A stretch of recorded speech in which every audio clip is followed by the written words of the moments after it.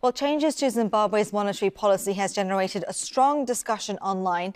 A drop in value of the local bond note has caused what some are calling panic buying. Many are sharing videos like this one, scuffles between shoppers trying to buy as much as they can, as worries about shortages and long queues are expected. Others are also posting pictures showing the impact this is having on the shelves. Bread is limited to 2 loaves per customer, and 1 beer is available per customer. And others are talking about the spike in food prices. This user compares the price of a can of tuna. Last year, she says, it was $2.79, and today it costs $9.04. Another shares a supermarket receipt saying the prices of the products were suddenly removed from the shelves, duping unsuspecting customers of their hard-earned money. And students at the University of Harare have also been protesting against the hike of transportation fares. They say that fares have risen from 50 cents to $1.50 in some cases. Now, Zimbabwe's Permanent Secretary of Information says the panic buying is an artificial crisis, all aimed at profiting and pushing some hidden political agenda. Now, he's urging people not to be swayed by the fake news and shared this picture of the cooking oil brand Pure Drop, which states the current selling price has not changed. Well, we heard from journalists in Harare. This is what they had to say.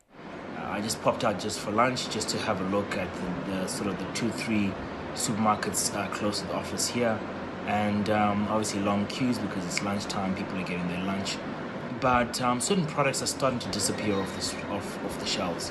I'm also noticing that there's been quite a jump in some of the products that are usually on sale for a much lower price, and the price has either doubled in price or even in some cases trebled. The suggestion by the government that this is all fake news is absurd. Prices are going up every day in the supermarket because of fundamentals in the economy, specifically a shortage of foreign currency and an increase in the cost of foreign currency on the parallel market, not because some teenager is Snapchatting. And the economist Steve Hanke says Zimbabwe's new 2% tax on all money transfers reveals more than the tax. It's a sign of a desperate government acting without thinking, and this tax will only cause more private sector panic and loss of confidence. Well, back in March 2008, Kamal Santamaria anchored Al Jazeera's Zimbabwe election coverage out of Harare. And back then, our editorial team in Doha asked if he could explain the hyperinflation situation in simple terms. Take a look. This is a $100 note, $100. If I were to take that to an official Zimbabwean bank and exchange it at the official Zimbabwean exchange rate, I would get these 4 notes. They are $750,000 each. That means my $100 turns into 3 million Zimbabwean dollars. Now, what you have to bear in mind is this is not a lot of money. Have a look at this. This is a 300 ml bottle of Coke, which I bought yesterday. That cost 15 million Zimbabwean dollars. At the official exchange rate, that cost $500 $500 for a bottle of Coke.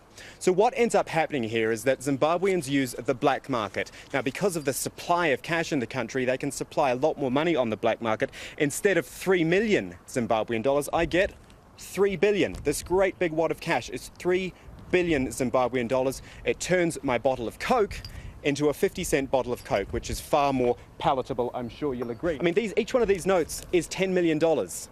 They are printing off money all the time. Now, obviously, logic tells you, you print more money, more notes enter the market. That means the money is worthless. This $3 billion might be worth maybe only $1 billion, $2 billion in a few weeks' time. Well, if you are currently in Zimbabwe, we do want to hear from you. How has this policy affected you? Connect with us. Use the hashtag AJNewsGrid.